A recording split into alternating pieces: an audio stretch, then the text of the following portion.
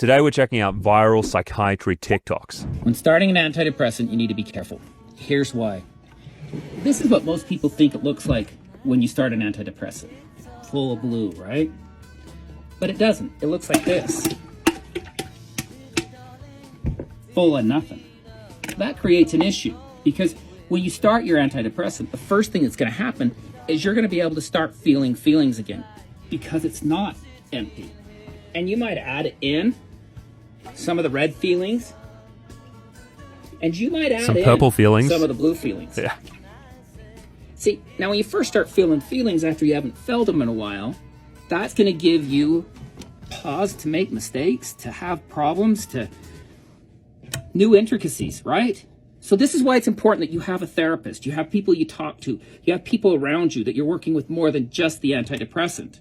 Because as you add new feelings to this, it can bring problems that come along with it. Because this time you will add... All right, I've had enough. I'm going to be very generous to Phil, my pharmacist, and just say that the message was nice at the end eventually, that, you should see a therapist while you're taking medications. But the whole metaphor of this jar filled with water balloons makes absolutely no sense. It's the most incoherent thing that I've ever seen. Popping the blue balloons. What do they represent? What does the pink one represent? What does the orange one represent? What is empty? In general, psychiatric medications will numb your feelings. You'll have less feelings, not more. This kind of seems like a cracked out explanation. So anyway, let's move on. So I've been back on Lexapro for a few weeks now, and do you know how I know it's working? Is I just got pulled over and I really didn't care. I was like, yeah, hey man, like what's going on? Like I was very nonchalant, like gotta do what you gotta do. Like whatever, live, laugh, Lexapro. And then she was given a citation, for something bad. But I find these videos crazy because you could say, yes, the drug is working. It's constricting her emotional range. But is that really good? Is that really an improvement that you get pulled over by the police for potentially like doing something illegal, putting yourself or other people in harm's way, and you're just like, live, laugh, Lexapro, no big deal. You should be stressed out about that. That is protective. And the problem is that we have all these people out there on Lexapro and different SSRIs who have essentially removed the batteries from their smoke detector in their brain that tells them when there are legitimate problems in their life, and they're just like kind of shrugging at glaring red flags in their relationship or their work life or with the police. That's not healing people. The other thing that's really disturbing about this, which I just found out, is that this phrase, live, laugh, Lexapro, has actually taken off. It is a hashtag that people bandy around on TikTok where they post videos about enjoying their Lexapro experience. You can even buy t-shirts with a deranged raccoon on them that say live, laugh, Lexapro. And so if that is you and that's something you're interested in, there is a t-shirt for that. All antidepressants are not created equally, but here are the two best ones in my professional opinion. First one is for my bupropion baddies, also known as Wellbutrin. Okay, so we got another one here, bupropion baddie. Who is a bupropion baddie out there? God, I think this is so funny. And this really reminds me of my friend Nicole, who has a horrific benzodiazepine injury, which she's recovering from. And she had a friend who used to call her a benzo Barbie. And so, listen, I know a lot of people with drug injuries listen to this. If you want to bandy around like a fun name for your condition, maybe you can be a benzo Barbie just like her. Wellbutrin does not cause any sexual dysfunction, which is a huge plus. It also doesn't cause any weight gain. It actually causes weight loss. Because of that, people who have a history of ED cannot take it. Also, if you have a history of Yeah, so let's talk about, she's right. Less sexual dysfunction. In fact, it can be like an aphrodisiac for some people. It can be used to boost sexual interest, doesn't cause a lot of weight gain, and makes people kind of peppy. And this is why I was told that Wellbutrin was the sexy, skinny, and flirty drug. How about that for marketing?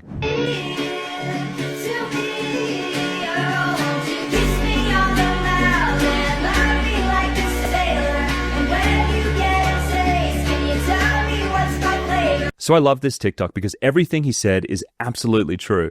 But what I think was very interesting was actually the comments. And so if we go below this, the first one is, don't piss me off. This is so stupid. Some of us actually need antidepressants to function. Claudia says, oh, STFU. shut the F up. Beck says this isn't how to heal real depression. Crazy Kid says this is just gaslighting. And I see this all the time. Anytime someone tries to give sensible advice that would generally work for the majority of people, they get attacked. People start to tell them that they are stigmatizing the mentally ill. And the reason is that there is a whole group of people out there who take these medications who have been told you have a brain condition, there's nothing you can do about it, and you just need to take these medications. And the reality is, after doing this for 10 years, that is not true for most people. Most people would greatly benefit from all of the things this guy mentioned in the video, but they are so shut off to it, and their identity is being mentally ill and taking a medication.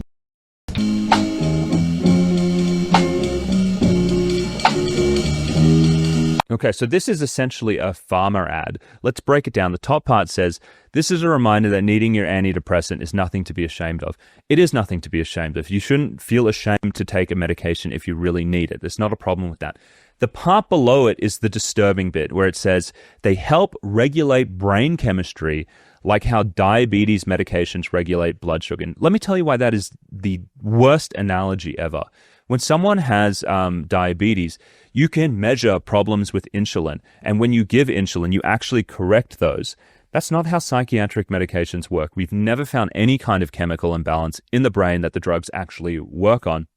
Really, they work like Tylenol for joint pain. You are taking a medication which essentially masks symptoms. Now, why is this a big deal? Well, because it is misleading to tell people that there's some kind of chemical imbalance in their brain because it makes them think that they can't do anything. They start thinking that they have a broken brain and they need to take medications. That's great for the pharmaceutical industry, but it's terrible for the person who's really just looking for a solution to their problem. I was medicated as a child because my emotions were inconvenient for the adults in my life. And I don't just mean my parents, I mean doctors, I mean teachers, anyone in the medical profession. I'm talking about my coaches for sports, any adult in my life that looked at what I... Yeah, this is so true. This is at the heart of what's going on in the foster care system. So many of the kids in foster care, when they come into the emergencies, they are nuked on psychiatric drugs. They're on like 5 different meds, on antipsychotics. And it's because they don't have families and they're having a lot of problems at school and in their life. And the foster parents are looking after like 10 kids and they're overwhelmed. And the teachers are looking after 10 kids and they're overwhelmed. So they say, oh, go and talk to the doctor. And the doctor really doesn't have enough time to look after them and then just end up putting them on drugs. We use medications in this country as a way to deal with tantrums and outbreaks from kids. And unfortunately, there's a lot of people out here like this young girl whose feelings were inconvenient for the adults in her life, and so she just medicated them away for years. My mom's a nurse, and when I was really young, she described to me why she took a mental health medication and why it didn't bother her.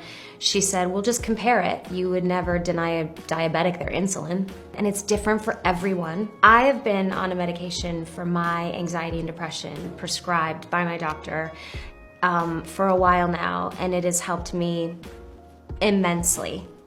Okay, so this one I have a lot of feelings about. This is a very famous actress in the US. I think it's Kristen Bell. And this gets to the heart of something that is really disturbing these days, and that is the power of telehealth companies. Now, you might be thinking, telehealth companies, what the hell does that have to do with this video? Well, Kristen Bell is an ambassador for Hers, which is one of these online telehealth companies that sends people lifestyle meds through the mail, things like for your skin, erectile dysfunction, and also antidepressants. And when people see these videos online, they think, oh, wow, Kristen Bell, she takes antidepressants. It really helped her immensely. They're more likely to want to try and do the same thing because they know her and they trust her. But what they don't know is that she's actually paid by these companies to talk about these issues. Now, I want to be really clear here. Kristen Bell is likely not lying about her experience. She likely got on antidepressants, experienced them to be very helpful. But the issue in today's world is that drug companies can essentially canvas the group of opinions out there and just say, okay, I want that celebrity who had a good experience. I'm going to platform her. And what ends up happening is you hear all of these positive stories about people saying, oh, the drug helped and it fixed the chemical imbalance. And the hundreds of thousands of people online who have had their lives torn to pieces by these drugs aren't heard because they don't carry a commercially helpful message. Wanna tell you about the girl I love. My, she looks so fine. She's the only one that I've been dreaming of. Maybe Yeah, this is a really common way people feel. Some people can gain like 10, 20 pounds off Lexapro. But I tell you what you shouldn't be doing. You shouldn't be throwing them in the trash, because that is a surefire way to go into withdrawal and hurt yourself when you don't need to. These drugs cannot be stopped suddenly. You have to taper off them gradually. Welcome to What Made Me Anxious Today, a series where my dog and I are taking SSRIs together. I'm going to take 15 milligrams of Lexapro with chocolate chips, and my dog is taking 30 milligrams of Prozac and peanut butter.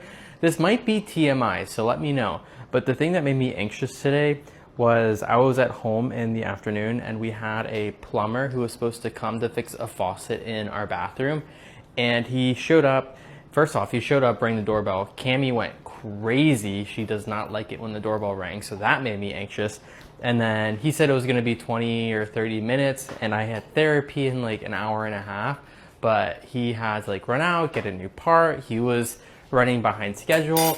I had therapy coming up. I really had to poop, but he was in the bathroom, and so I couldn't use the bathroom. All right, so this is essentially just a story about a guy who takes antidepressants with his dog, and he was late for therapy because he needed to poop and someone was in the bathroom. So thank you for sharing that with the internet.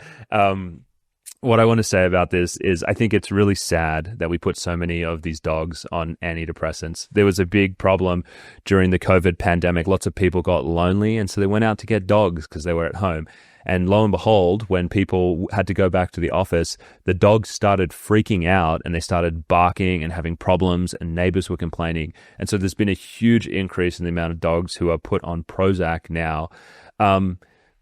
Don't get a dog and put it in an apartment. You know, if you are going to get a dog, have an environment where you can look after the dog without giving the dog Prozac. I mean, that just is common sense. Be a bit more thoughtful about the kind of dog. If you're going to get like an apartment dog, get an apartment dog.